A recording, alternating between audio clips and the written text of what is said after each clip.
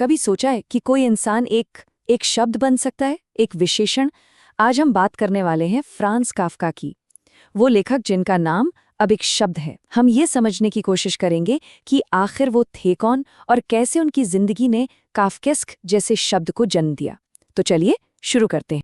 तो काफ्केस्क, इसका असल में मतलब क्या है? देखिए, ये शब्द उन दुनियाओं से आया है जो काफ्का अपनी कहानियों में बनाते थे। दुनियाएं जो थीं तो बड़ी भयानक, पर अजीब तरह से आम भी लगती थी। जरा सोचिए, आप किसी सरकारी दफ्तर में फंस गए हैं। लाइनें हैं कि खत्म ही नहीं हो रही, नियम ऐसे हैं जो किसी की समझ में नहीं आ रहे, और कोई आपकी बात सुनने को तैयार नहीं है। बस यही जो अकेलापन है, ये जो बेबसी वाली फीलिंग है, इसी को काफ्केस्क कहते हैं। और ये है वो इंसान, फ्रांज काफ्का, प्राग में रहने वाले एक जर्मन भाषी यहूदी लेखक। जानते हैं, उन्हें 20वीं सदी के लिटरेचर का एक बहुत बहुत ज़रूरी पिलर माना जाता है। उनकी कहानियों की खासियत ही यही थी कि वो असलियत और कल्पना को ऐसे मिला देते थे कि पढ़ने वाला हैरान रह जाए। और इसी वजह से उन्होंने दुनिया भर के राइटर्स और थिंकर्स पर एक बहुत गहरी छाप छोड़ी। तो सवाल ये उठता है कि इस शब्द के पीछे, इस विशेषण के पीछे का इंसान आखिर था कैसा? बस यही सवाल हमें इस पूरी कहानी में आगे ले जाएगा। हम इस शब्द से परे जाकर उस इंसान को समझने की कोशिश करेंगे जिसने इसे बनाया। आखिर क्या थी वो बातें जिन्होंने उनके लिखने के अंदाज को ऐसा बना दिया? चलिए पता लगाते हैं। काफ्का की जिंदगी को समझने की शुरुआत जानते हैं कहाँ से करनी होगी? उनके सबसे बड़े इन्फ्लुएंस से, उनके पिता से। ये एक ऐसा रिश्ता था जिसने न सिर्फ उनकी कला को बल्कि उनकी पूरी शख्सियत को गढ़ा।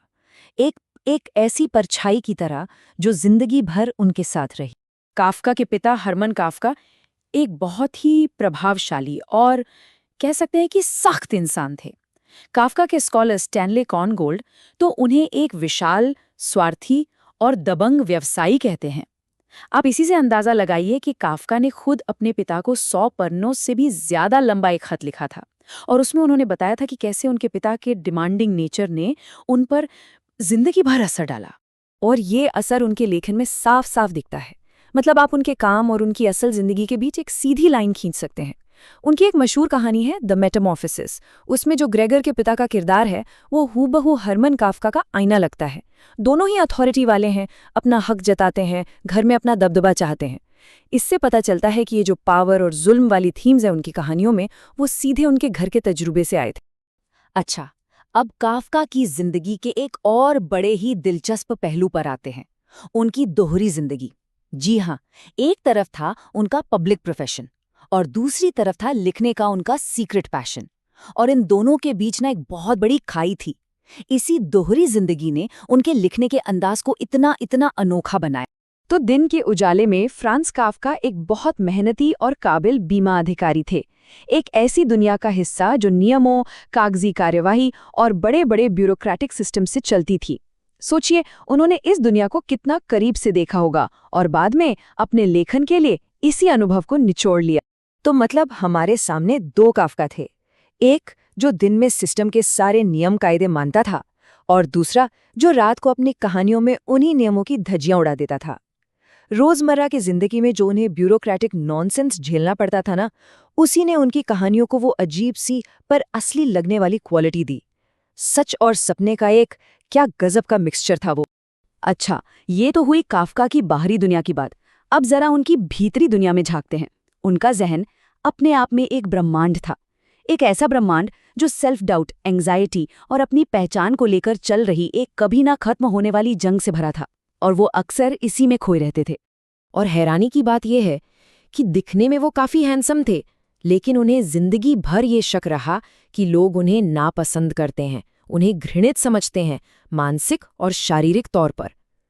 वो अंदर ही अंदर एक जबरदस्त उथल-पुथल से गुजर रहे थे। खुद से नफरत, डिप्रेशन, यहाँ तक कि सुसाइड के ख्याल। ये एक ऐसा बोझ था जिसे वो खामोशी से अकेले ही ढो रहे थे। और इस अंदरूनी कश्मकश की गहराई का अंदाजा उनके अपने ही शब्दों से लगता है। 1913 में उन्होंने अपनी डायरी में लिखा था, मेरे दिमाग के अंदर एक जबरदस्त दुनिया है, पर खुद को और उसे बिना टुकड़े टुकड़े हुए आज़ाद कैसे करूं।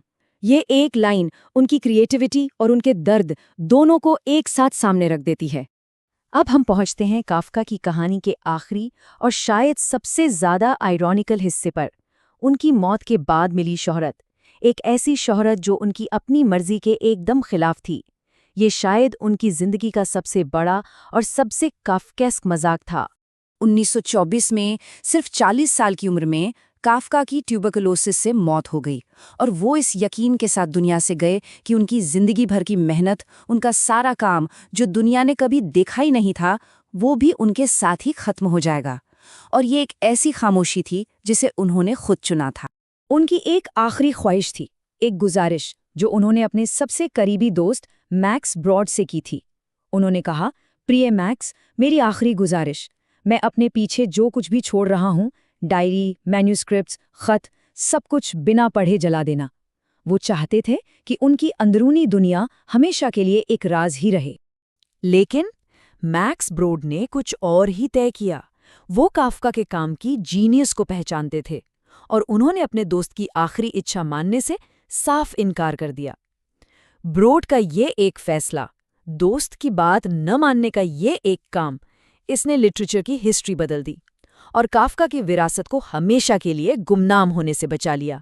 और फिर देखिए क्या हुआ। काफका की मौत के फौरन बाद ब्रॉड ने उनके नॉवेल्स को पब्लिश करना शुरू कर दिया। 1925 में आई द ट्रायल, 1926 में द कासल और 1927 में अमेरिका। सोचिए, जिन किताबों ने काफका को अमर कर दिया, वो सब दुनिया के सामने तब आईं जब वो खुद इस दुनिया में नहीं थे। और ये है प्राग में उनकी कब्र, उनका आखिरी ठिकाना, एक शांत जगह उस इंसान के लिए जिसका काम कुछ ही वक्त में पूरी 20वीं सदी में गूंजने वाला था। शायद ये वो सुकून था जो उन्हें जिंदगी में कभी नहीं मिल पाया। और हम आपको इसी एक आखिरी सवाल के साथ छोड़कर जा रहे हैं। एक ऐसा राइटर जो जिंदगी भर ऐसी ताकतों के बारे में लिखता रहा जो किसी की समझ में नहीं आती, जो किसी के कंट्रोल में नहीं होती।